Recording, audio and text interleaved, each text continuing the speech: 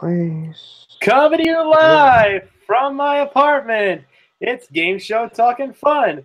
And now here's the guy who's always been captured in a triangle, Matt Wojcik. Hello, everybody. Welcome to Game Show Talking Fun. This is Scott Goldiner and Charles Berman, too. Wait, Charles had a sequel? Oh, jeez. Matt. Hopefully all of you had for New Year's and Christmas, Hanukkah, and whatever other holidays you celebrate in December. Hopefully you all had a great one. And welcome back to the first episode of Game Show Talking Fun in 2018. So joining us tonight, we have Woj. So how was your holidays, Woj? I introduced you, then you introduced me. Now both of us have to introduce Chuck. And moving about the house over there is Chuck. What's up, ladies and gentlemen of Game Show Talking Fun? This is the Big C, Charles Berman, here on YouTube. All right, so we have at least 3 topics to start off with tonight for Smash or Trash, and we'll start off with the obvious that made news. We just started podcast. Season 2 of The Gong Show. Did you find a suitcase? No, we'll get to Chuck in a bit about that. Yeah, it's about time that, I mean, this is a big turning point for Mike Myers' career. And yes, he finally came out and admitted, yes, I'm Tommy Maitland, like we didn't know. Yeah. Well, maybe not for us, the masses that knew, but maybe for us didn't know that. Well, I mean, first of all, if you're going to recycle the same British accent you've used for the past 25 years, then first of all, there's no need to be coy and sly about it. You can take whatever you want, Goober. It's what ABC wanted. I mean, they could have just done what, Paul Rubens did when he went on all the talk shows in the 80s. He also labeled himself Pee Wee Herman as himself, or when Sacha Baron Cohen went on talk shows, he would always go as Borat or Bruno.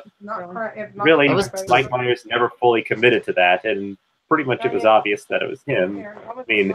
I mean, I don't know why they really decided to reveal it now, considering how coy they were about his identity. But like I said, it's a good thing for his career, since he hasn't had a live action hit since really Goldmember. And I also wonder if they're going to increase the prize from $2,000.17 to $2,000.18. When you're walking back and forth, you're going to need it. On that one. But what are your feelings about season 2? Smash. It's for me. This is a smash. Yeah. And Chuck, what are your thoughts on this? Unfortunately, it's trash. Trash. I'm kind of up the middle with this because it's the Gong Show, so True. What you tune in for, I guess, right? Yeah, you get what you give. Yeah, it's a celebration of amateur talent. Everybody who's been rejected by America's Got Talent. And by Harry Mandel. Yeah, unfortunately. Right. Chuck, sit. Did you get a shower today, Charles? Me and him Yeah, does Cherish want to be on the show too? No, not tonight. She's actually helping me. Microphone. Hello, Cherish. So it's toothbrush. Topic tonight is our second Smash or Trash topic. In that bag we got it in because they have having her own game show, Game of Game. Yeah, so you can keep your. Again, we'll start with you in this one. What are your thoughts about Ellen having her own game show? Well, considering Chuck has already given a finger, I think that the actions need words to go with it. Normally we're socks to bed and it's cold. I'm just gonna pack those for me. Or at least Cherish. Unfortunately, it's gonna be garbage. It's like another pair tomorrow night. And just don't get me wrong. It's just bad. It's not that good. I don't think it's gonna last 13 weeks, more than likely. We'll see. You know how Ellen is with with Well, hold on, Steve, I NBC know and I have a- everything. So I know I'm terrible. True that. kinda give True it that. Smash. I watched a little bit of the first episode. There we go. It's much better. Smash. Won't you smash your trash on this Yeah, I one? have your poetry bag. Like, I already put it in there. as I was saying Okay, before the and show, when I you have talk not tomorrow, seen it wear your yet. bandana. I'm probably gonna wear my bandana. So I'm you're gonna go up put the in middle on this one. You have to see how it plays out. So you're But gonna need I it. can't give you a My verdict. Hogwarts toboggan and my striped gloves. And there's only been 4 episodes that have And aired. you're taking that jacket, right? Yeah. Okay. And, And our final hang that up episode. there. So, And our final yeah, topic so if I was is super short and can't reach that door. Child Would support. you mind helping? yes. I can't Why reach I'm- the top of that door. Because I have short legs. Yeah, created by Ricky Gervais, and right now hosted Yeah. by Dogs sitting there. Kevin Arnold himself, No. Fred Savage. Alright, who's his? Is that why it's on? So what are your thoughts on that one, Woj? So just let's see. Am I smarter than a 5th grader I enough, don't think y'all fit or there, am I kid. He's smart pretty big. enough to figure out that what this is based on? Well, I'll certainly try to see if he will fit. Anything further to say about it? Right. I mean, we got Fred Savage hosting it Yeah, that's what I and said. everything. I think it's to be like a 5th grader 2.0 revised Well, I mean, version. I mean, considering that He's got his own little. not even Mark Burnett could get his own potential clone to on the air. I mean, he was the one who created 5th grader, and he almost duplicated it with Our Little Genius, which never aired for Because of controversial the reasons. yeah, that it almost redid the 21 the 21 scandal. Chuck, Yeah. what do you have on Yeah, personally, I think Ricky Gervais Why are you needs to go late? back By to the the door, drawing you little board since goose. being the creator of this show. I think he needs to go out and find further inspiration of his own, or he might have just called up, or should have just called up Mark Burnett to see if he can produce this show and host it himself. And Fred, I think it's basically fifth. I think it's basically 5th kind grader of trash. 2.0. 2.0 5th grader. So so what do you say, Chuck? And I'm going to have to ask you to go somewhere more quieter because your microphone is picking up the back noise. okay. Sorry. Saturday or. And that's what I've been trying to tell you in the chat to get rid of that back noise because a silent producer is going to have a Okay. field day with us. Okay. So what do you think about the new show? I give it. With, I say either left or right, up or down. Do you smash or trash this? Well, since it is basically 5th grader 2.0, it's not an original concept. Thumbs down, trash. I mean, now I'll that have 5th to- grader is gone, that it might actually have a chance to succeed. But considering that it's on Friday nights, I don't see that happening. Especially when it's That's not- premiering in the month of January. All right. Yeah.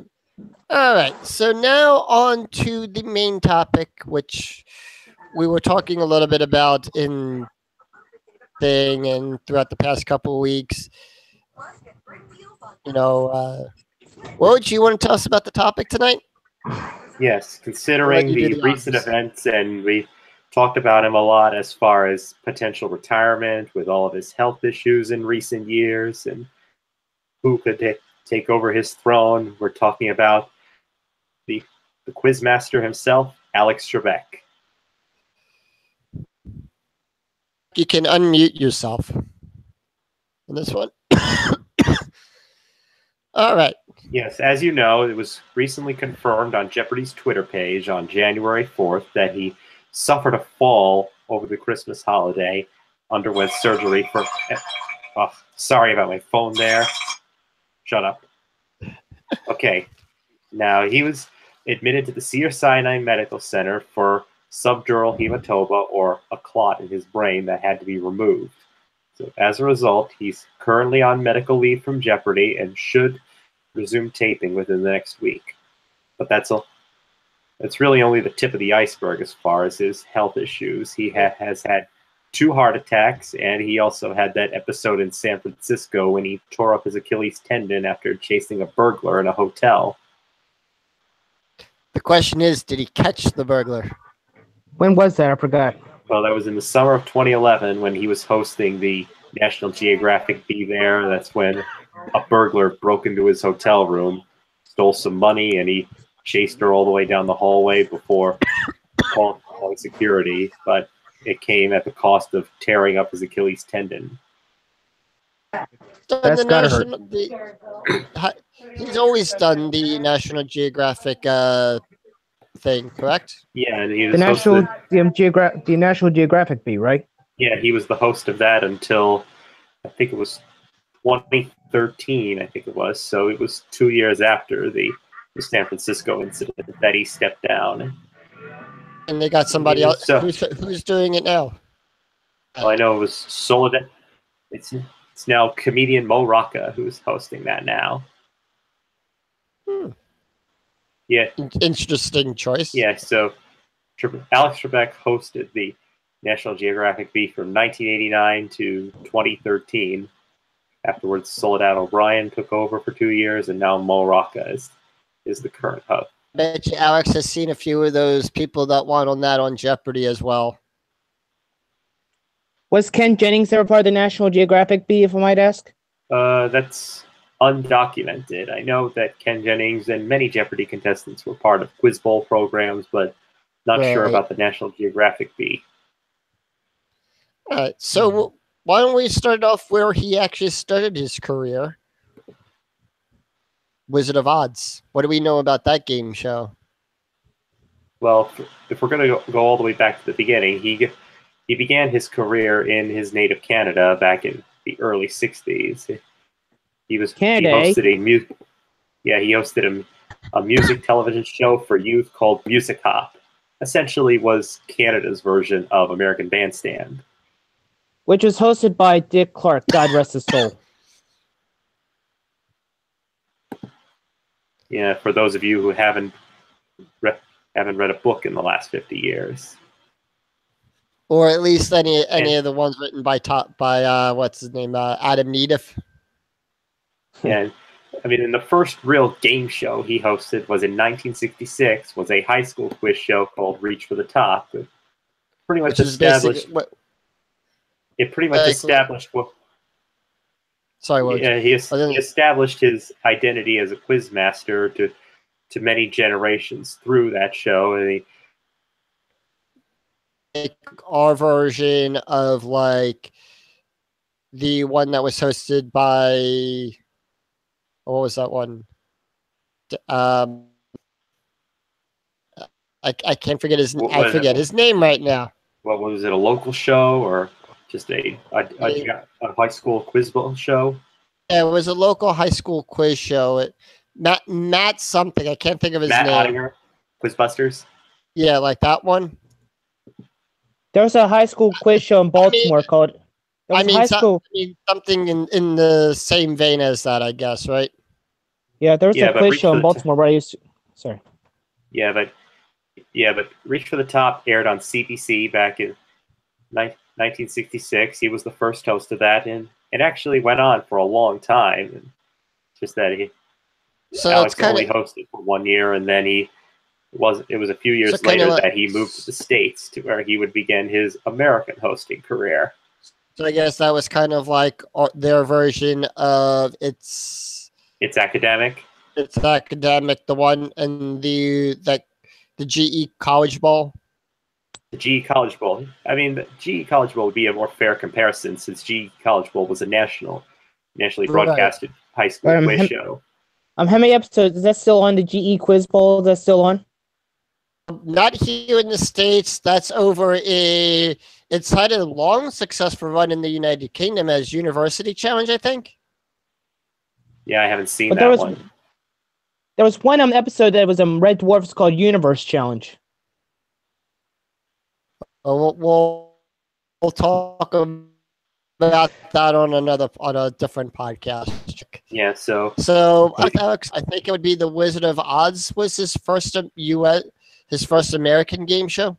It was his first American game show, but unfortunately, since none of us were alive in 1973, who were able to mortgage our houses to buy a VCR back then, none of us, I don't think, have seen any episodes, and there's no episodes that exist online or in the tape trading circuit, so I don't think we can really discuss it.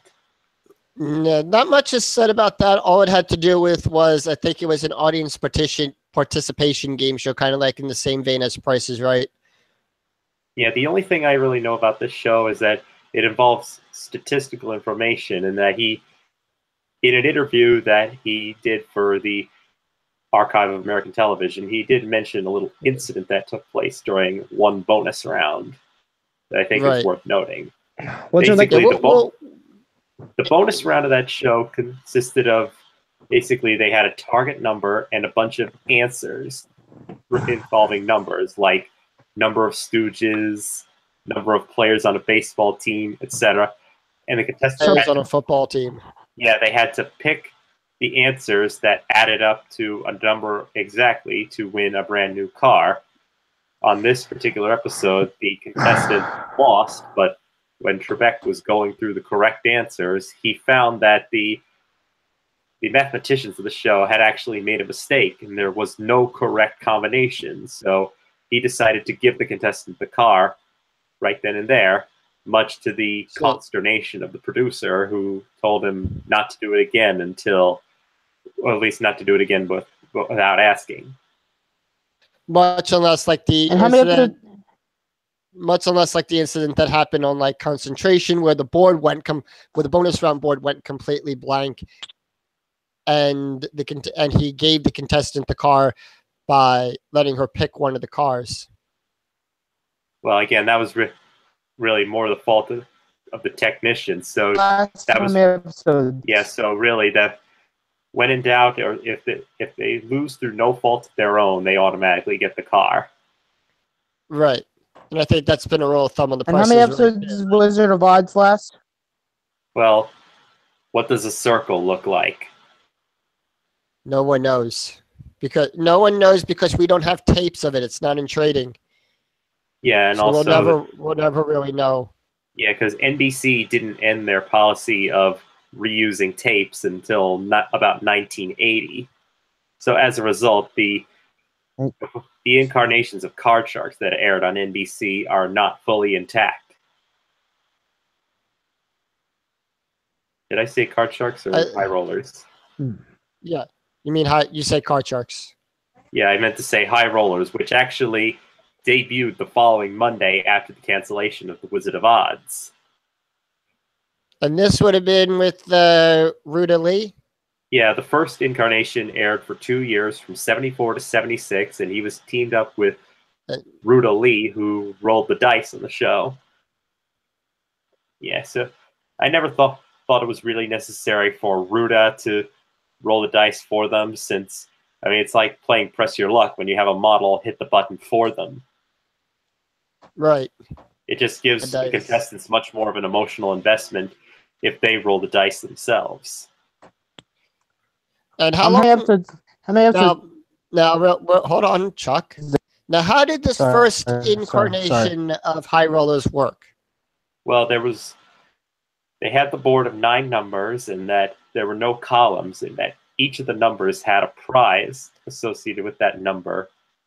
And although they had one big prize, such as a car or boat, that was cut in 2 halves, they had to get both numbers on their side of the board in order to claim the prize. If both halves ended up in both contestants' hands, the car or the boat was out of play. And it was... Well, again, there was no progressiveness in the game. It was all just... There were 8 different prizes for each game. Cash, cars, trips. Yeah, and sometimes that all the prizes would have something in common. Like if there was a car on the board, sometimes there would be tires on the board or 1,000 gallons of gasoline. Cash. But, did they do big numbers? Yeah, there was big numbers. But that was really the only point in that incarnation of High Rollers that had insurance markers. There were no insurance markers during the front game of the original High Rollers. Got to the second time it came back. Yeah, so But really, as far as Trebek is concerned, this was really his first successful game show in the United States between both of its runs, having a combined total run of 4 years. And it's a complete departure from what modern audiences know about Trebek and seeing what his reputation was before he began hosting Jeopardy. But yeah, between the Afro. Right. To cut you off with that, and considering that was also a Jeopardy question as well too, and no one got it right. Yeah, I could say, whatever happened to that debonair fellow? Right. Consider it, yeah. Yeah, because that was when he had the fro and the stash. Yeah, and he was wearing leisure suits, and he had a very laid back, groovy attitude towards the whole thing. It kind of showed. I guess that was the thing. That was the thing in the 70s, I guess, right? Yeah, but I mean, it just goes to show you. I mean, and you'll see this on other non-quiz shows that he's hosted, between Battlestars, Classic Concentration, that if you take away the hard Q&A material, Alex Trebek is really a very laid-back, nutty guy who you'd like to have a beer with one time. And he's a lot of fun to be around. He made those shows fun to play.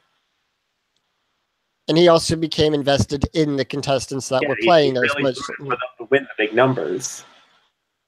It's like how we see how when he's doing the interviews on Jeopardy with the contestants, he becomes invested into everything as well too. And I'd also like to point out one thing, that for many years there were rumors going around that Alex Trebek was intoxicated on the final episode of the second run of High Rollers. Now, the reason why that rumor got started in the first place is because for many years, that particular episode was the only one available in the trading circuit. And that was pre-YouTube as well. So for many years, the game show community we only had that episode to go on when we were seeing Trebek's High Rollers. It wasn't until YouTube came around and more episodes started to enter the trading circuit that we got to see more episodes come out, and we got to see Trebek being much more lucid and in control of everything, that he wasn't always making such wacky comments. And for those to clarify on this, the people that were behind Harold and Meadow and Quigley, I think, right? Meryl Heater and Bob Quigley. I always mispronounce those names. I think going on from this point, we should at least go in there and say who produced the show as well that he was hosting. Yes, Heater Quigley was really his main employer in his pre-Jeopardy days, considering he would later team up with Meryl Heater again for Battlestars. And how long did Battlestars last for? Well, there were 2 runs that I think had a combined total run of 1 year. Was Battlestars the next one he did in his hosting lineup? Well, first of all, after the first run of High Rollers ended, that's when he was recruited by Mark Goodson to host CBS's Double Dare. Yes. Not that Double Dare. Scott, do the intro, please. Yeah. Wrong show. Yeah. Not those 6 words. Don't say those. Right. We'll get sued by Mark Summers. Not really, but I'm talking about the other intro, the one that's on the buzzer. Do the intro for Alex's Double Dare. Good. Woj. Well, it used the same theme song that the first incarnation of High Rollers used. It had the same and direction there with the 4 split screens displaying. Woj, wrong show. You said High Rollers. That was the same theme as Card Sharks. Yeah, cards, dice. I've been spending too much time in a casino. Well, welcome to my world. Yeah, so really it was take a risk, take a dare, play the game of Double Dare. Announced by the late great Johnny Olson. Yeah, with the host of Double Dare, Alex Trebek. Yeah, Johnny Olson and Gene Wood took turns announcing that show. And It was the first game Right. show he hosted in the United States that was intellectually challenging, really aside from Right. Wizard of Oz, but this And, one was a knowledge-based show. And considering that And it had some Jeopardy elements, so it had some Jeopardy elements. right, and we can even see that in the Nickelodeon version of Double Dare that they borrowed some elements from this version of Double Dare as well. Yes, but, I mean, it's almost Pavlovian when you watch it now, considering the way those clues were written. They were basically written as an answer, and then being able to come up with one central subject afterwards. It was really the training wheels that he needed for his big break several years later.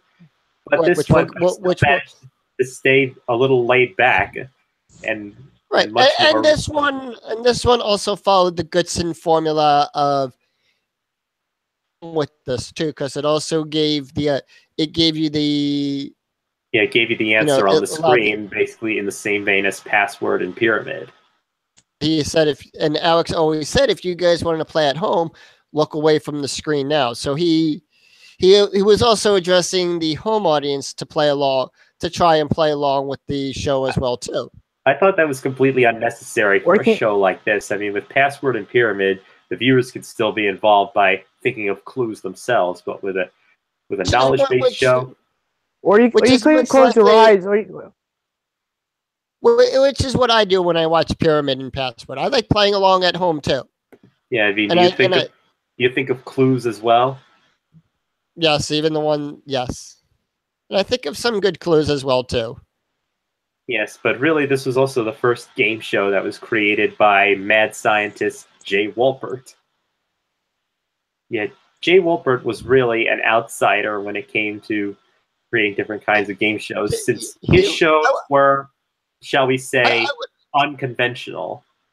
Yeah, I wouldn't say mad scientist. I would say Jay always liked to think outside of the box when it came to game shows. Unconventional. Yep. We'll talk. Maybe we'll do a podcast about his shows and stuff. That could be a good future podcast.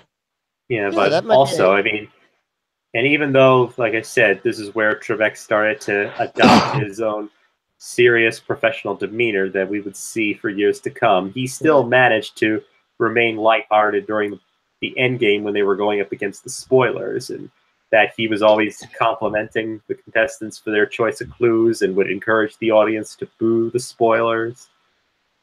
Right. And you can see at that, when we got to the spoilers, he was invested in he wanted the contestants to win the 5,000 and everything. Right. And a little known fact, I think in the pilot episode of that, there was actually more answers to the spoiler. There was more clues up on the clue board for the spoilers or something. There were 10. Which got dropped, which when we saw the final run, then there was 8 of them up there. I think it made the bonus round too long when they had to give 5 clues. How long did CBS Double Dare last for? 4 months. And that got bounced around in the. Yeah, it was the show that replaced Gambit. And it didn't get the same ratings that Gambit did. Right. So basically, it didn't go over that well. Yeah, and I mean, it was kind of an outsider in terms of daytime television at the time, because if you notice what the daytime game shows were in the 70s, they were basically these skill-based games, word games, quirky Password, Pyramid, Concentration. Price is Right, Family Feud, and there really wasn't a daytime quiz show. That would have been good for nighttime. That would have been good for nighttime, honestly. It would have been good. Yeah, it would. It could have been worked as a once a week syndicated nighttime show or a primetime nighttime show, since that's where most of the hard quiz shows were airing. But considering that Art Fleming's Jeopardy was off the air at the time, so there really wasn't a hard quiz show airing at that time. Right. And I think this was the first run of Jeopardy at that time. Yeah, the Art Fleming's Jeopardy had just been canceled. My mom loved Art Fleming. I think Art Fleming did a great job hosting Jeopardy on that. I give him enough. Even on the 2000th episode, which I think is floating around up there of Art Fleming, they actually brought in Mel Brooks to do his 2,000-year-old man skit. Yeah, it's interesting because, and we'll get to this later about how well Trebek is remembered in pop culture and by America, but depending on who you ask, I mean, to people who are my dad's age, since he's close to 70 now, he can't watch Jeopardy without thinking of Art Fleming, and you'll see that with basically the baby boomers and the Greatest Generation, who they're the ones that grew up with Art Fleming. I was born in the 80s. So we were born during the Trebek era of Jeopardy. Yeah, so to us, he's Mr. Jeopardy. So even though I wasn't around at that time with Art Fleming, I still acknowledge Art Fleming for hosting Jeopardy. And little known fact, Art Fleming made a cameo appearance in Airplane 2. Yep. And something that I just recently discovered when it came to the I Lost on Jeopardy music video that Weird Al Yankovic did is that one of the people who played the technicians in that video just happened to be Bob Bowden. Oh, wow. Bob Bowden? Yeah, he's the one who's carrying a clipboard while they're carrying Al out of the set while the two big guys are carrying him off with he's standing in front of the Price is Right sign. That was don't get me wrong, that was a funny music video. I'm gonna have to look at that later. I did not know about that. Yeah, he has a beard in that one. Yeah, because I remember kind of made him look like Michael Larson. Yeah, I recently learned that from Adam Needif. Wow. Well, we'll give Adam a shout out for that. Thank you for that insight to that, Adam, whoever you may be. Thank you, Adam. Yes, and after Double Dare went off the air, he didn't have to wait too long to wait for his next gig, since he would then go up to Canada to host the second season of the $128,000 question. And how long did that last? Well, that for Trebek, that was only 1 year. Stop asking that every time when we get to a new show. I'm just curious, that's all. Yeah, that's going to get repetitive after this. I'm just curious, I'm sorry. So, well, you can just privately ask Siri, or if you're that far in the past, you can ask Jeeves. Or I can go on my computer because my laptop's a POS. Yeah. Or if you have the game show encyclopedia, you can look it up on that. Yeah, remember, we live in an era where information is instant. Exhibit A. Mm-hmm. Yeah. This was just a revival of the $64,000 question. Yeah, there really isn't that much to say. He took over from Mike Darrow, who hosted the first season. This was also really that was just brought on the air to try to compete with the $100,000 Name That Tune in terms of having the biggest prize on television. Hosted by Jim Lang. Right. Now, was this a game? Now, the 128 question, was this a game show that you could have both Canadian and American citizens on, or was it just strictly all Canadian citizens? Well, I know that the first season was taped at the Ed Sullivan Theater in New York City, so I know they had all American contestants there. For the $128,000 question, the episodes I've seen have had all American contestants, so I think it's both. Although it depends on what they were airing at the time, or if it was actually airing on Canadian television in addition to American television. That I'm not sure about. And correct me if I'm wrong, he has dual citizenship? Well, I know Trebek became a U.S. citizen in 1998, I think it was, because he actually brought out his passport when he came out of the doors on Jeopardy on that day. I'm going to have to look for that episode. Yeah, he also quipped that he finally got called for jury duty the first time. Oh, jeez. But I don't think he had to. I don't think he had to participate in it, though. Well, again, I don't know. Do you know if celebrities are exempt from jury duty? I wouldn't doubt it. We'll have to ask Peter Griffin about that one. Eh. Yeah, consider. All right, so there really isn't that much to say about the $120,000 Right, question, other it's- than they really just the only Yeah. difference was that they had a tournament for those who had won the $64,000 to come back and win an additional $64,000. So that's why I think it was called the $128,000 challenge. No, that was the $64,000 challenge back in the 50s. Right. But it's really just a continuation of his work on Double Dare. But he was a little less laid back here than he was on Double Dare, since at least with Double Dare he had the bonus round to really cool things down. Yeah. But really for the $120,000 question, he remained professional and serious the entire time. And I think, now correct me if I'm wrong, after the $128,000 question, I think Pitfall was the next one in line. Well, that's when he went back to High Rollers. Oh, and then we had the version that we all now know and love of High Rollers. That was the one with the columns. With the big numbers. Well, they all had the big numbers. Yeah. The one episode I always remember is anytime I type that in on YouTube is the one with Crazy Gene. Yeah, he was the one who was able to get himself out of all sorts of unlucky situations, from snake eyes to boxcars.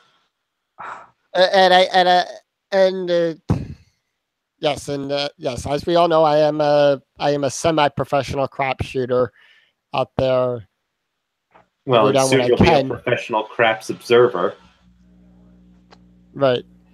Well, I think if Bob was there, I think Bob would have asked Gene the same question Bob asks all the lucky players on the dice game. Are you a professional crap shooter? Well, I think in a way all of us are professional crap shooters. Zing! Some of us more lucky when we go to the casino and stuff. Yeah, so And I don't know if we really need to discuss Pitfall twice. I don't think we need to discuss High Rollers twice, so we can just move on to the next one. But the only difference, I think we should just hinge on the difference here. The only difference between this version of High Rollers than the other one is we had the columns, and unlike the Wink Martindale version, in this one, the columns could actually gain more prizes. Yeah, so you could have close to $40,000 worth of prizes on the board. It's up there on the board. Yeah, because I think on the last episode they had almost $40,000 worth of prizes up there. Yeah, so, and actually it really helped, since it helped move the game along by having a cutoff at 5 prizes there, so they could just sometimes they'll have to describe only 1 prize and then move on with the game. So it did keep the game fast-paced and exciting, as opposed to Wink Martindale's version, which had 3 different prizes every time, and they weren't progressive, which kind of slowed the game down there. Although we had the introduction of the mini games. Yeah, but also that version of High Rollers did have some very offbeat prizes, such as, hand-painted musical dolls, African masks, televisions for every room, and the Trebek version. Yes, and also the most mysterious one that we never got to see was the $10,000 Chinese fishbowl. Very delicate. Ah. And speaking of Chinese, we were actually in the year of the dog. Yeah, I've seen what they look like. They're very decorative. They're not just a glass bowl that you can see through there. It's a work of art. I don't know why you would want them to crap up the bowl there. No, maybe that's what they were giving away. Maybe it was just a work of art that the show got, and they wanted to give it away. Yeah, so like the porcelain Dalmatian on Wheel of Fortune.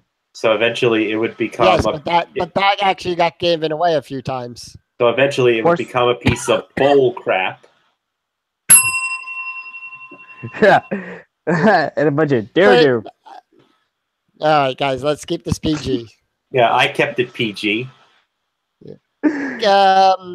what, every time you won the big, if you were able to clear off all the big numbers, you won a car, I think, every time on that? Well, it was a car and $5,000 cash. Called Although the there was a time, I 10,000. think, when they just switched it to a flat $5,000 when there was a gas shortage. Maybe when there was, yeah. Oh, Yeah, yeah, because similar to the gas shortage we went through in New York during Hurricane Sandy. Yeah, same thing. Yeah, same thing with Hurricane Katrina in Louisiana, in Mississippi, and all that. Well, wait, don't you mean Hurricane Steve Harvey? Hey! Zing. So moving Yeah, on, so- I think that this next one we're going to talk about is one of my. Actually, I know the next one is Battlestars, but there's a little interesting story of what happened between High Rollers and Battlestars that's worth noting. Now, Enlighten us, Chuck. Yes, now Trebek once said when he guest hosted Wheel of Fortune for a day that he was the guest host for an entire week in 1980. I can verify that is true, that he did host it for an entire week. Was after, well, in 1998 they switched places again. Chuck, let him finish, please. You're doing it again. Sorry. If you know the story, then I'll let you finish. You go ahead. Yeah, go ahead, Woj. Well, what happened in mid-1980 was that Chuck Woolery was going through a very painful divorce with Joanne Flug, and he made a suicide attempt. Oh. So as a result, it caused him to miss a day of taping. So that's when Trebek had to step in at the last minute, since they felt that he could learn the game and quickly and execute it and work with the contestants easily, considering what he had done. So after that, that's when Merv Griffin and his team remembered him from when they needed a host of Jeopardy a few years later. So that's a good lesson. That's a good lesson to keep in contact with any potential employers. So he actually subbed host for Wheel of Fortune for a week? Yes. Yeah, he mentioned that on the April Fool's Day episode in 1997. No, I remember the April Fool's episode, and I thought that was interesting to see Pat do host Jeopardy and everything. I thought that was interesting. Yeah, and also interesting to see him mop the floor with White. He beat Van in that episode, because Pat and Van were playing for charity in that episode, I think, right? That's right. Yeah, that was a fun episode. They more like that on April Fools. Yeah, so they need to do that every year. Yeah, after that, that's when Trebek stayed on NBC to host more training ground he would need for dealing with celebrities on game shows, Battlestars, which is just basically Hollywood Squares, Hollywood Triangles, when you think about it. Son of Hollywood Squares, as some people would call it, since that's what happens when NBC regrets canceling Hollywood Squares and Merrill Heater sells his company to Orion Television and forced him to come up with a game that was similar to Hollywood Squares, but wasn't. He would later do the same thing with All-Star Blitz a few years later. Yeah, which is kind of like that. Need some water, Scott? No, I'm good. No, I'm good. I just have a dry throat. Kind of like that clip in Airplane where Johnny says, "How about a game show that's like Hollywood Squares, but not like for kids that Gary Coleman can host?" Exactly. Yeah, but that's basically the way he was. I mean, and he mostly was dealing with the traditional game show celebrities at the time. He had Betty White, Tom Poston, Jim J. Bullock, and also a little-known figure who was unknown to television named Jerry Seinfeld. Nothing for you. Yeah, I think aside from an appearance on the Merv Griffin show, that was one of his first television appearances. Yes. Forgive me for my camera went dark for a second. It should fix itself, everyone. But go on. I'm still here. Yeah, so, I mean, really, I felt the show was okay. It was just, I think they They were just trying too hard to be like Hollywood Squares without establishing its own identity. But Trebek was able to get what he needed out of it, just to be able to deal with a bunch of camera hogs several years later, and eventually became the inspiration for a popular Saturday Night Live sketch. Celebrity Jeopardy. Of course. You rue the day you crossed me, Trebek. We've talked about that in our game show parodies, if you remember that episode. Refer to the game show parody episode because we actually do talk about Celebrity Jeopardy on that. Yeah. And yeah, you could press stop on this episode now and go to that episode as you scroll down. We'll still be here. We'll still be here when we go back. Yeah, we'll wait for you. You can press stop now. Good. Hopefully you enjoyed that episode.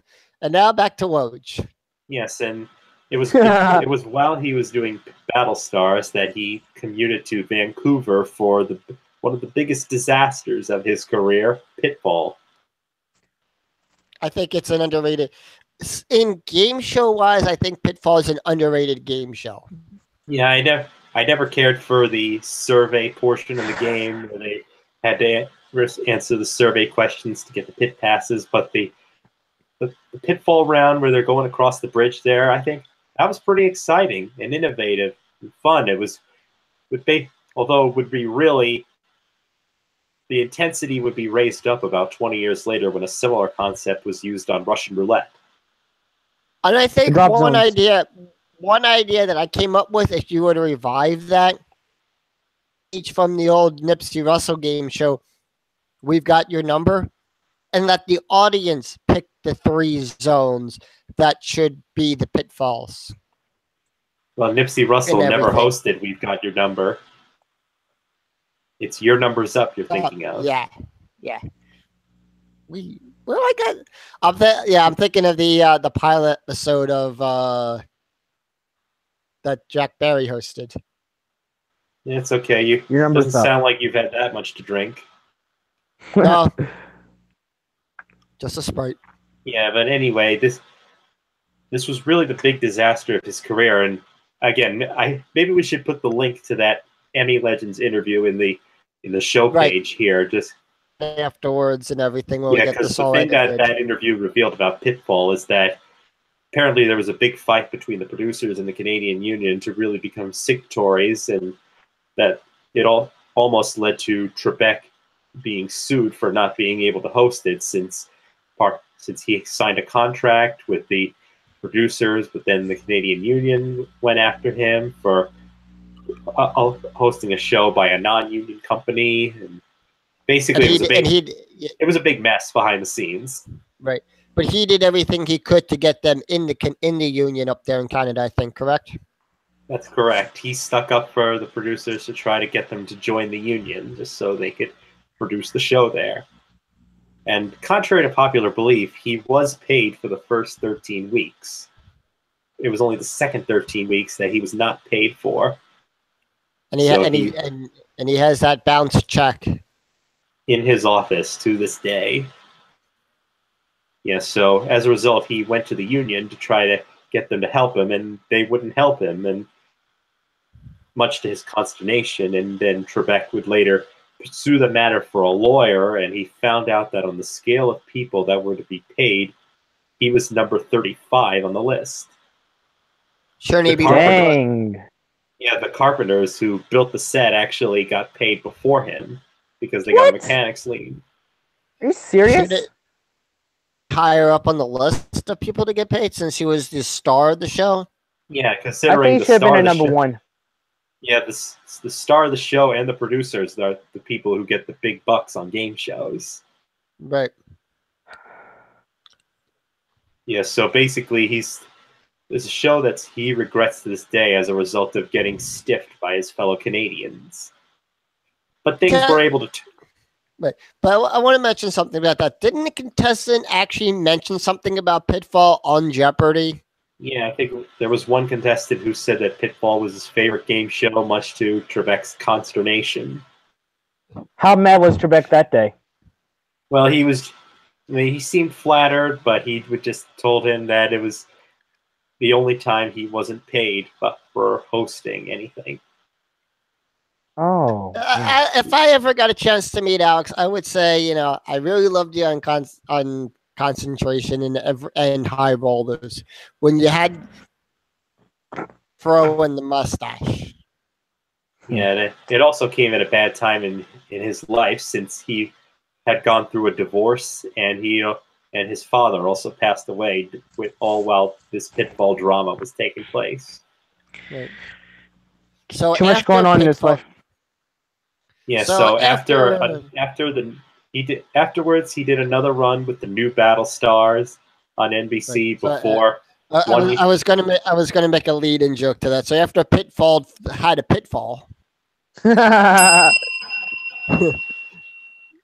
and not the Atari Pitfall.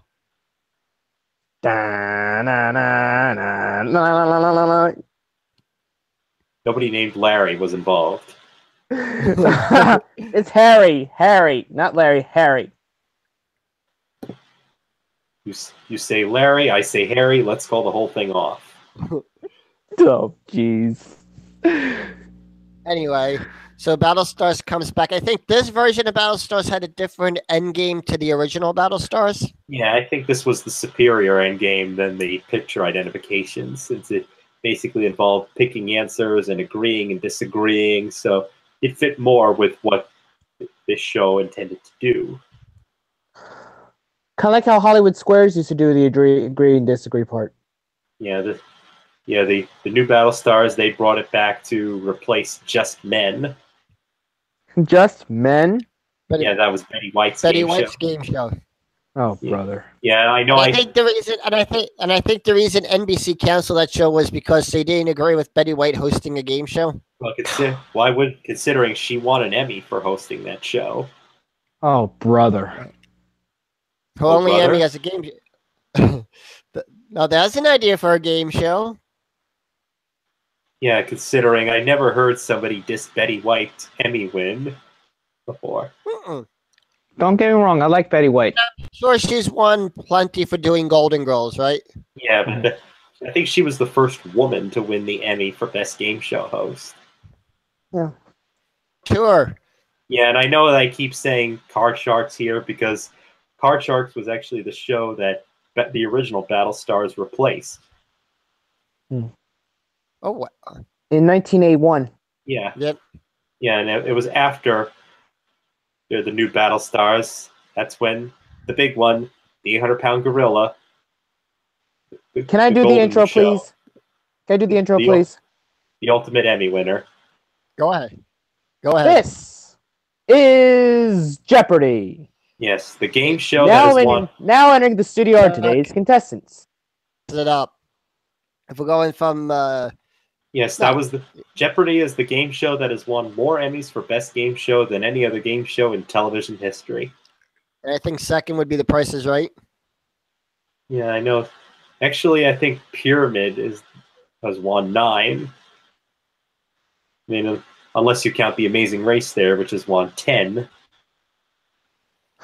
Yeah. Well, Jeopardy was No, always wait. been a sentimental favorite of correct me if mine. I'm wrong. At this point in time in the 80s, this is where Trebek was doing like 3 or 4 different game shows at one time. Not quite. It wasn't until 1991 when he would do that, when he hosted To Tell the Truth, Classic Concentration, and Jeopardy all simultaneously. Right. But the other Which two we'll didn't get last, but Jeopardy wait, still goes on to this day. We'll get to in just a second. So I guess we'll get to it now, I guess, right? Yeah. Which one was the next one he did in line succession?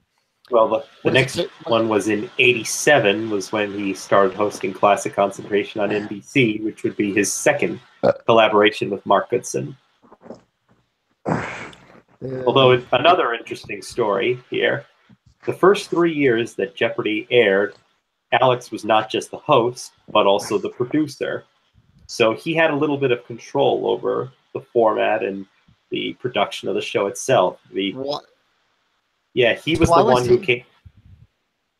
Go Yeah, ahead. He came up with the rule change to where you remember where on the original Jeopardy that the contestants had to could ring in at any time they wanted. Right, and I think now correct me if I'm wrong. The reason that they did that was because people at home wrote in and said we wanted to play along or something. Yeah, and it also looked confusing when they would cut back to the podiums that one of the lights was already on, or there were no lights on, and Trebek would go to one of the players for an answer.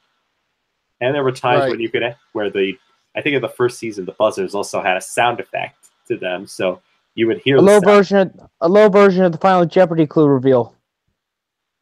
Well, not really. It was just a little buzz, like a ding. Yeah, like your bell that you hit. Yeah, so really you could hear it while Alex was reading the clue, and sometimes you could see the reflection of the light in the television screen that the clue was on. Right. So that's when they made the change to require the contestants to wait until after the clue was read to respond. And he also came up with the idea of the tournament champions. Oh, wow. The TOC, the big one, the big money. Interesting that season 1 was the only season to have exactly 15 five-time champions. Yeah, now, that had more undefeated champions than any other season. 15 5-day champions? Now, here's my question on that. Did they came up with the tournament champions? Are those the same rules that still apply to all the Jeopardy tournaments to this day? Same structure, yes. Like the Jeopardy Teachers Tournament, the Jeopardy Teen Tournament, and the Children's Tournament. Well, the Children's Tournament, that's just 1 week, and each game is its own competition. Yeah. Shoot. And Chuck, you forgot one, the college tournament. The college championship. Yeah, and besides, they don't really do the Kids Week anymore due to sportsmanship issues in recent tournaments. Right, and look at what happened a few years ago with that, with the mispronunciation of something with the final Jeopardy club. That created a media storm. Yeah, fires. Yeah, I remember that episode. Yeah, same here. Yeah, and there was also another girl who finished in the negatives and was crying backstage, wanting to get back into Final Jeopardy, much to Trebek's consternation. Yeah. Well, that's just the nature of the game. That's just the. Yeah, but as a result of hosting Classic Concentration, he had to step down from being the producer of Jeopardy in order to host a daytime game show. Right. Yeah, well, I remember him saying that he wanted to host and produce it since that was a way that he could be paid more money, since he was still a bit bitter after his pitfall experience.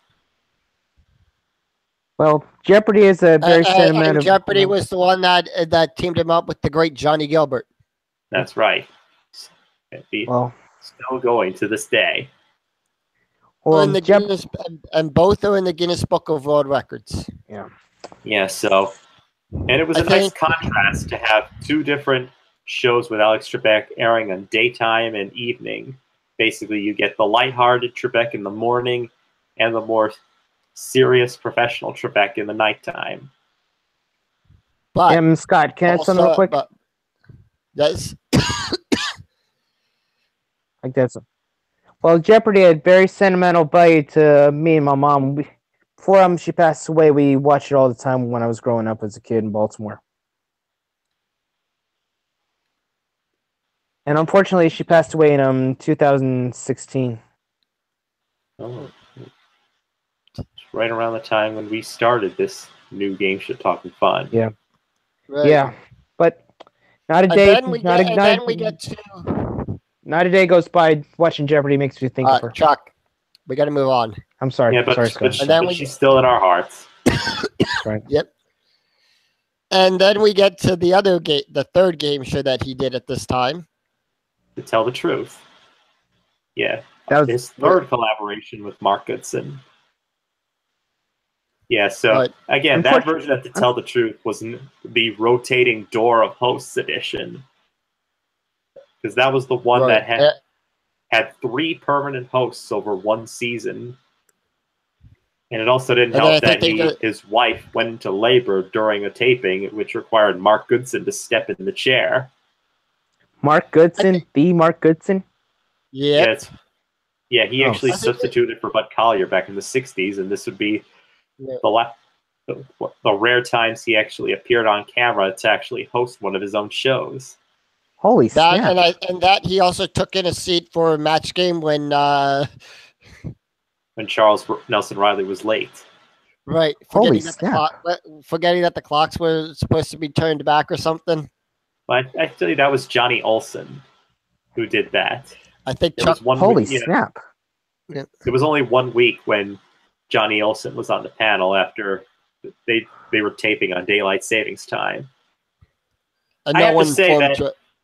that I have to say that I disagree with what Cindy Seidelman has said about Alex Trebek hosting To Tell the Truth. I thought he looked happy to be there. He didn't really get to do much since that he got to sit down for the first time in his career. He let the analysts play the game the way they did. I mean, he was also And tell us who famous people actually made up the panel of that version.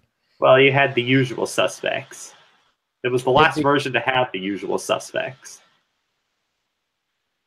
Round up the usual suspects. Do we have to bring in Kevin Spacey again? Yeah, we need to bring in Stephen Baldwin before he does another game show. Alec Baldwin. I'm talking about Stephen Baldwin. He's the one who's basically known more for being a contestant rather than a host. Oh yeah. Oh, speaking of, there's this one funny YouTube video. Ever heard the promotion for Phone Jeopardy where he saw like "F you" and all that stuff? He was cussing all over the phone and everything. Yeah. Is that the one where he does the Tinkerbell voice? Yeah, like, haha. Yeah. I think that was an SNL skit. No, that was a real blooper reel from when he was taping commercials for Phone Jeopardy, and he recently confirmed on Dan Patrick's podcast that he was not drunk during the recording of that, even though the YouTube uploader tried to label him as drunk during that, since he was doing a lot of drinking during that, but that was just water and Pepsi he was drinking. Actually, it was Diet Right. Coke. Actually. Oh yeah. Yeah, but So after that trifecta in 1991, Alex Trebek has stuck with Jeopardy ever since. another thing, and at that time he was also doing. We talked about this earlier in the podcast. He was also doing the National Geographic. Yeah, the National Geographic beat, but that's only once a year. I mean, But it's a once a year thing, and that should get mentioned in this as well, right?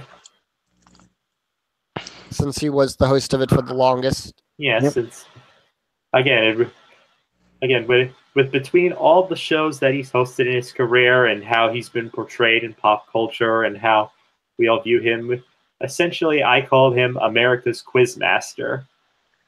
Since Right. anything we associate with intellectualism on television, that's always pointed to Alex Trebek, and every game show host has had an identity when it comes to their careers and how we remember them. Like Peter Marshall, for instance, has only hosted celebrity game shows, so we know him as the Celebrity Wrangler. There's Alan Ludden, who's known for hosting word games. Which we've constantly giving him the nickname Mr. Password. Yeah, so And I'm just saying that. What about from Pat Sajak and Vanna White? Aside from Ken and Barbie. Well, I mean, oh boy, it's hard to really categorize Pat Sajak since he's only hosted one game show. Plus, he was a weatherman as well. Yeah, it's hard to really shoehorn him into a category. And then we have how would you label within this? Where would you put Wake Martindale? What category would you put him in? Well, let's just say the master of the dragon. Call him what? I was going to call him the master of the dragon. Well, I wouldn't call him that. I would just say the quintessential Hollywood game show host between the loud suits, the pearly white teeth, polyester suit material, poofy hair, Uh, sort of and, saggy and a skin. great For me, I call him the legend. that's only saved for one person, and that's Bob Barker. Actually, no, legend is saved for two people: Bob Barker and Bill Cohen. Yeah, Bill Cullen we call the Dean. Or So or who would- Mr. Game Show. Yeah, well, who would be your Mount Rushmore? If we had to do game show hosts, Yeah, your Mount Rushmore. well, that's really tough. Are we going by impact on the genre as a medium? Talking Yeah, about pretty what much. first value in a host? Yeah. I would have to say for mine, Bob, Bill, Alex, and Peter Tamarkin. Well, for me, I put Bob Well, Barker you for get- one. I was going to say, you go last, Chuck. You brought up the subject. We go to Woj. Sorry. Well, the Mount Rushmore would be Bob Barker, Dick Clark, Bill Cullen. Number 4, I had a really hard time coming up with, but considering that there's different. I mean, because one thing I really look for is versatility. I mean, someone who can host any kind of show, and Bill Cullen almost proved that, except for The Joker's Wild. But I'd say in terms of versatility, I'd have to give it to Wink Martindale. And now we come to Okay, you, now Chuck. for mine. Yeah. Okay, Bob Barker, Alex Trebek, and Wink Martindale. Who's the 4th? I think that was four. My 4th was on Wink Martindale. Yeah, I didn't hear. Yeah, there's another one. So I think we both basically all had the same concept for a couple people up there on that. And then we get to Jeopardy, the game show he's hosted the longest about that. Yeah, because of all the game shows that have had long runs, Jeopardy has changed the least from when it first started. Rules-wise, The only thing that most stuff has stayed the same except for being able to ring in whenever you wanted to, and also be able to remain the champion for And the set forever. changes. Again, set changes Well, are kind of superfluous, but we're And talking and about of course the different themes over the years too. yeah, and also the way they incorporated their clue material between using videos, pictures, music, and also his lovely assistants in the form of the Clue Crew. Oh God. right. Well, No, and I think that's interesting too. Yeah, Yeah, considering that Kelly from the Clue Crew might be taking over for Johnny when he retires. Are you Interesting. No, that could no, be is Talking is about- that confirmed or? Well, I mean, Kelly Miyahana from the Clue Crew was the announcer of Sports Jeopardy, so I'm thinking that she might replace Johnny if he passes on or retires. Yeah. um Just like with what happened with Charlie O. Or would you rather have Jimmy from the Clue Crew do that? Can we resurrect Johnny Olson? Well, let's all join hands. that deserves a zing for that. Johnny Olson, we summon you to a podcast. Come Please on join us. down. Come on down. Come on down. Or Come on the- down. Come on down.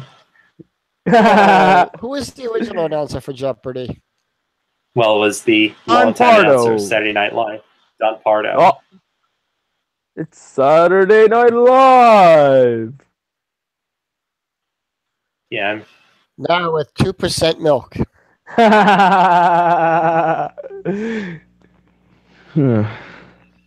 The only thing that's really changed about Jeopardy over the years was the money got upgraded Mm-hmm. to fit for the times. They eliminated When did they eliminate the 5-time returning champion rule? It was the first season. 1998. It was the first season that Ken Jennings was on. I think it was 2009. I think 2003. Because Ken Jennings Either appeared in 03 2004. either 04 or 05. And- That's what I'm thinking. And speaking of Jeopardy, Jeopardy's given us some great contestants over the years. Yeah, would you rather have Sarah take over as the announcer? Between Jimmy, Kelly, or Sarah, who would you pick for the announcer? Mike Richards. Really? Eh. Considering he doesn't have to say much, that might actually be the only one he fits with. Well, what? No, I'm talking about the offer price. Yeah, I know it's that Mike Richards, not Kramer. Maybe we could get Costanza to do it.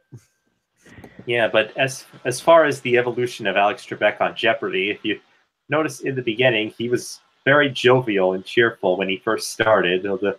As time went on, as Jeopardy became the only show that he was hosting, especially in the 90s and the early 2000s, he became a lot more stringent. He became the Alex Trebek that we all know and that we all view him as. And is made. I think we know him through pop culture, like from shows like Family Guy. Yeah, basically him. Whenever he appears on a sitcom, because he's appeared on many sitcoms as himself whenever the character is going. Yeah, let's talk about that. He was the voice on Rugrats one time when Dee Dee was on a game show. Right. Talk about his guest appearance on other shows. Yeah, there's numerous ones. I mean, the most famous one would be Cheers, but there's also The Nanny, Mama's Family, Charlie's Angels. What else? Mama's Family. He was also on an episode of Arthur, I think. Yeah, that's right. He played an animated version of himself. I know he was on Seinfeld, The Simpsons. He was on the episodes of The Simpsons. Yeah, the episode where Bart, I think, burned down his Christmas tree. That's right. Oh, yeah. Yeah, he was also played himself in the movie White Men Can't Jump. The one with Wesley Snipes, and Woody Harrelson. Yeah, Woody Harrelson got to go to 2 tapings of that. Oh, cool. As 2 different characters. Oh, cool. And my question: has he ever been a contestant on? Sorry. Well, Trebek has been a celebrity player on Card Sharks and Celebrity Poker Showdown, and also he got to be, and also Wheel of Fortune on a celebrity edition of that. Right. I mean, has Woody Harrelson ever been on an episode of Celebrity Jeopardy? That's what I was asking. No, he has not. But that'd be killer, though. We get people like. Well, again, I think the biggest name that's ever appeared on Celebrity Jeopardy would have to be Jodie Foster. Stephen King. Well, Jodie Foster is the only Oscar winner to appear on Celebrity Jeopardy. What about Burt Reynolds? You notice that whenever Saturday Night Live did the Celebrity Jeopardy sketches, they always pick these A-lister celebrities that would never, ever appear on game shows, like Tom Cruise, Sean Connery, Burt Reynolds. Nicolas Cage. Turd Ferguson? Yeah. Even people like Christoph Waltz, Matthew McConaughey. Dare I say it, Bill Cosby. And there's a parody of it on a new version of the parody. It's called Black Jeopardy on SNL. That's right. Although really, Celebrity Family Feud is the new Celebrity Jeopardy there. Oh, geez. Or how about this infamous one? Or this infamous one from Saturday Night Live with Jeopardy. And welcome back to Celebrity Jeopardy. I thought we were done with this, but Regis Philbin deciding to have a celebrity millionaire. I stand here before you, a bitter and broken man. Now let's take a look at the scores. Setting a new low for futility. female. It was a male character dressed in drag with negative 32,000. In second place, Yeah. Keanu Reeves. I know Kung Fu for the last time. No, you don't. And in first place, Sean Connery. Well, first of with all, that 0. person has a name. Her name is Hilary Swank. I forgot the name at the time. Yes, this was right after she won an Oscar, and she famously forgot to thank Chad Lowe when she won. Right. Yeah, but there have been interesting enough. I don't know if you knew this. This didn't get brought up when you did the Starcade episode a few months back, but Trebek was actually the host of the pilot of Starcade. Whoa! Wow. Time out. You serious? Yeah, you could. There's a clip on YouTube. You can find pictures all around the net. He was the host of the original pilot for NBC. Yeah, the show was originally intended for NBC. Whoa! Mind blowing! Mind blowing! Network eventually picked up Starcade. Well, it was eventually TBS that picked it up, which is now owned by Time. Which is now owned by Time Warner. Yeah, or basically Ted Turner. Yeah, but TBS. You know what? That was TBS. Time TBS before it became the Tyler Perry Network. You know what I miss on? You know what I miss on TBS? Professional wrestling, WCW. Yeah, you can find that everywhere else. We had a podcast on that, and look at what happened. True. Ever again. That is an unaired episode. Right. Anyway. Yeah, that's why we're here on this YouTube channel. Right. I think the most famous clips of Jeopardy being on another show would have to be the one from Cheers. Yeah, it's the one that I mentioned. I mean, it's not, and it's also not often you see that Alex Trebek play someone who's not himself. Because I know for Hot in Cleveland, he played a park ranger. Well, who's really just. Yeah, I think there was one of the time. I think it was on. Was it Lamb Chop Play Along that he played a history tutor for Charlie Horse? He was on an episode of that old Sherry Lewis TV show. Yeah, or it might have been the spin-off Charlie Horse Music Pizza. We don't talk about that one. That one's garbage. Chuck. Yeah, you act like you're speaking for all of us. Yes. Playing the role of Matt Wojcik and Scott Goldiner, Chuck Berman.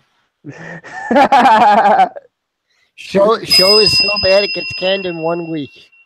And in fact, the most recent project with Alex Trebek came on the Buzzer Network. The documentary Game Changers aired with Alex Trebek serving as the host and interviewer, where he talked about game show history going all the way back to 1940 and going all the way up to today, interviewing producers, writers, other contributors, and hosts along the way. That's wild. That's wild. Yeah, you could tell it was during. That was actually the last interview that Monty Hall did before he passed away. Same thing for God rest his soul. Same thing for Alan Thicke and Fred Wasbrock. Yep. And we did a whole episode about Monty Hall. If you want to go check that, go again right here and go check out that 90-minute episode. We'll wait for you. Yes. Stop. Play. Hopefully, we piqued your interest about that from the life and times of Monty Hall. Yeah, but also something from that documentary you might have noticed is that Tom Kennedy, who was interviewed there, had a very hoarse voice there. So, yeah. Oh boy. By the looks of things, Tom Kennedy is not doing well. Are you thinking that we might have to do a podcast about him when his time comes? Possibly. I mean, I wouldn't doubt it. He I just wouldn't doubt it. He just turned 90 last year, so I wouldn't doubt it. Mr. Name That Tune. yeah. And he was also host of shoot. You don't need to drop the facts there. Anybody can grab their copies of the encyclopedia. No. I know. Wait a minute. The host of Body Language. Right. Body Language, Split, the first incarnation of Split Second. Nighttime Price is Right. And he also took over. And he also took over doing Password when Alan passed away. And Bill, I think Bill Collins substituted for a week on that? Yeah, for about a month. Yeah, but anyway, now that we've come to the present here, what do you think, considering Alex Trebek has had many health scares in recent years, and there have been numerous think pieces and other game show podcasts that have talked about potential replacements here. I mean, that's one thing we could go on all night about, but what do you think Alex Trebek's legacy will be in terms of television, in terms of game shows, in terms of his impact on the medium as a whole? I think he would be known for mainly hosting Jeopardy for most of us. Because we let him into our living rooms every night at 7:00, depending on where you are in the country, and we get to sit down for a half hour and learn something. 3:00 here in Houston.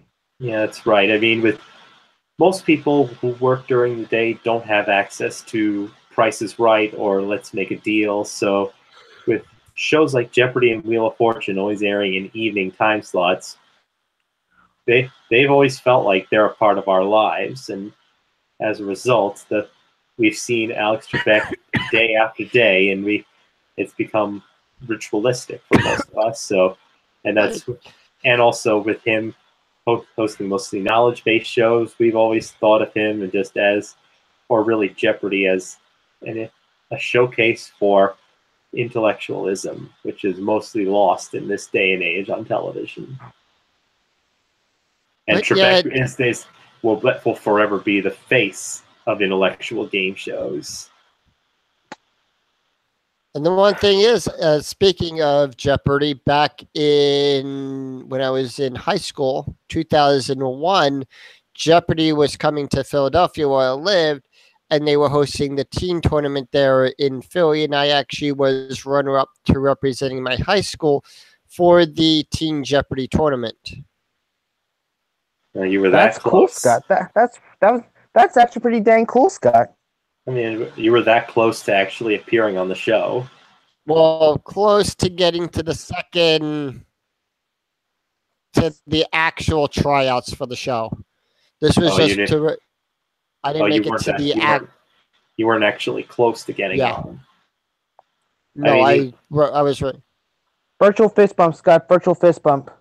Yeah, but personally, I don't think I've told you this, but Jeopardy was the first game show I ever saw in person. It was back in 1999 at Madison Square Garden. They were hosting that year's teen tournament there. It was the tournament finals. Why were they doing it at the Garden? Why weren't they doing it? Because I know Wheels always done it at Radio City. Yeah, well, Jeopardy has been to New York City 3 times. 99 was for the teen tournament that year. 2002 was for the $1 Million Masters. And third time was for Celebrity Jeopardy at Radio City. Which my man Ken How many of those times were actually done at Radio? Which ones were done at Radio City and which ones were done over at the Garden? Well, the latter 2 were at Radio City. And Radio City, Masters. Yeah, Radio City is a bigger venue since they have, I think it's 6,000 seats. Right. Yeah, whereas the Garden home of the Rockettes. Yeah, the Madison Square Garden only holds 2,000. World's most famous arena. Yeah, we were actually at the theater in Madison Square Garden. It wasn't on the basketball arena or the Rangers arena. It was at the theater, which is on an upper floor. point is, everything was when it was all closed circuit television. yeah, it recently underwent renovation there. There aren't that many TV shows that tape there. I think only Wheel of Fortune, Jeopardy, and Survivor are the only shows that have TV shows that have taped in Madison Square Garden. Oh, holy wow. cow! Yeah, the point is that we were there. My mom, my dad, my grandfather. We were there to see the team tournament finals that were being taped there. The first week was taped at Sony Studios in Culver City, and they did the second week in Manhattan. Oh, wow. Why did they do that? But I'm not sure, but I think it was just. I remember at the same time, Wheel of Fortune was doing their 2 weeks of shows in Madison Square Garden. And that was where the group of pill pushers moment happened. Hey, pill pushers. Or how about that? Or how about that? We got to do an episode about that, like the fun. We got to do at least something and talk about like the strange answers we've gotten from Wheel of Fortune over the years. Yeah, because we could. That might have to be a 2-parter or a 3-parter, because we could do an entire episode about Family Feud. There was an episode of Jeopardy, which a lot of gamers actually talk about. Donkey Kong, Zorda, Tug. Was that an actual question on the show, or was that like a meme on that one, Woj? I'm not sure about that one. I think that might have been real, but I think it's just a compilation of many different games. Look it up on YouTube. It probably is on YouTube, I think. Yeah, but going back to Wheel of Fortune, they only went to Madison Square Garden twice. It was in '99 at the same time that Jeopardy did, and also the most recent one was in 2013, which is the one that I was there for. Wow. Yeah, I've been to 4 game show tapings in my lifetime. Jeopardy in 1999. Jeopardy in 1999. Who Wants to Be a Millionaire in 2009, which was the 10th anniversary. That was the one that Regis came back for. It was Wheel of Fortune in 2013, which was for their 30th anniversary. And the 4th was just very recently, back in October, for The Amazing Race. Oh, I saw that episode, actually. Yes, Woj was holding an ice cream cone. Well, you were close. I was holding my phone when I was standing in the rim of the fountain in Washington Square Park. Most of the time, The Amazing Race ends in New York. This time they decided to start it in New York? Well, most of the time they actually start in Los Angeles. But however, because this is their 30th season, and also to pay tribute to season 1, which began back in New York City, they decided to do season 30 in New York City. Aside from, I think it's because pretty much for the past 10 years, as a result of budget cuts, they always started in Los Angeles.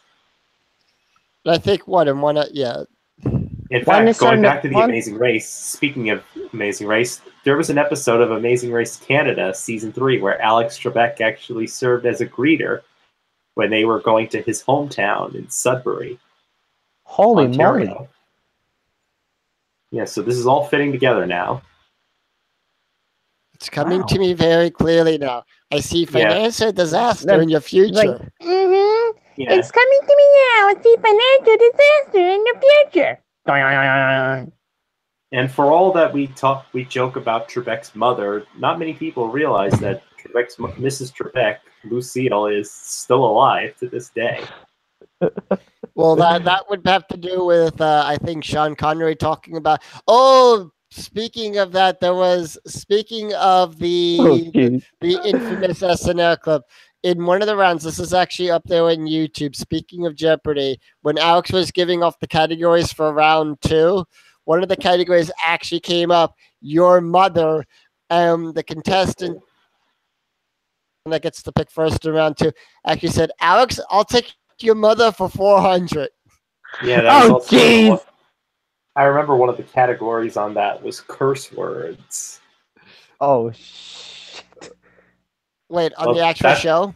Yes, the actual show. There was on that same episode with your mama. The next category was curse words. And there's Oh, some, and there's wow. and there's this one contestant who pulled off a perfect Sean Connery impersonation on Trebek.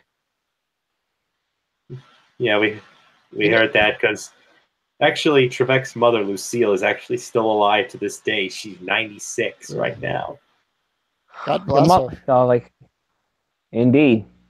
Yeah, she's appeared on camera a few times when Alex has brought her in, and she does live next door to him. Let's check the printer's mightier, Trebek, for 400.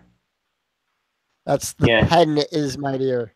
And right now, Trebek is currently under contract with Jeopardy until 2020, when he will be 80 that year.